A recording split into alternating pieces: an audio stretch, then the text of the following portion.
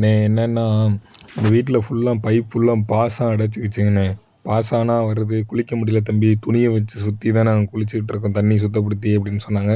சரி வாங்கக்கா நம்ம க்ளீன் பண்ணி தரோம் அப்படின்னு சொல்லிட்டு நாங்களும் போயிட்டு ஆசிட் வாங்கிட்டு வந்துட்டோம். ஒரு 10 லிட்டர் வாங்கினோண்ணே. ஏன்னா 1 லிட்டர் 2 லிட்டர் அப்படின்றது நம்ம சாத்தியம் கிடையாது.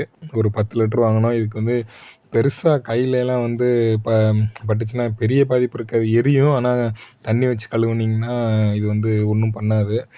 ஸோ ஆனால் உப்பு பாசம் இதெல்லாம் அரிச்சிரும். இப்போ தரையில் பட்டாலே அப்படியே பெயிண்டே உரிச்சிட்டு வருது. அந்த அளவுக்கு இது பவரு. ஆனால் கொஞ்சம் பார்த்து நீங்கள் சேஃப்டியாக ஹேண்டில் பண்ணணும். நம்ம ஏர் பைப் இருக்குங்கள்ல, வால்வை க்ளோஸ் பண்ணிட்டு ஏர் பைப்பில் மேலே இருந்து நீங்கள் ஊற்றுனீங்கன்னாலே போதும். வீட்டில் நம்மளே ஹேண்டில் பண்ணலாம் பெருசாக. அதனால தான் உங்களுக்கு வீடியோ போடுறேன்.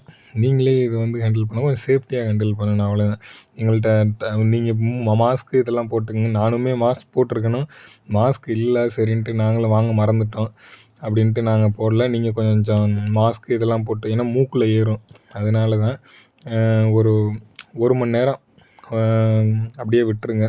எனக்கு காலில் பட்டுருச்சு, பயங்கரமாக அரிக்குது அப்படிங்கிற ஒரு டேங்க் தண்ணியை ஊற்றியே கழுவிக்கிட்டேன். 1 hour later. ஒரு 1 மணி நேரம் கழிச்சதுக்கப்புறம் போய் திறந்து விடுங்க. திறந்து விட்டு நாங்கள் என்ன பண்ணோம் அப்படின்னா, மேலே போய் பம்பிங் லைனில் கனெக்ட் பண்ணிட்டோம். பாருங்க ஃபுல்லாக பாசம்.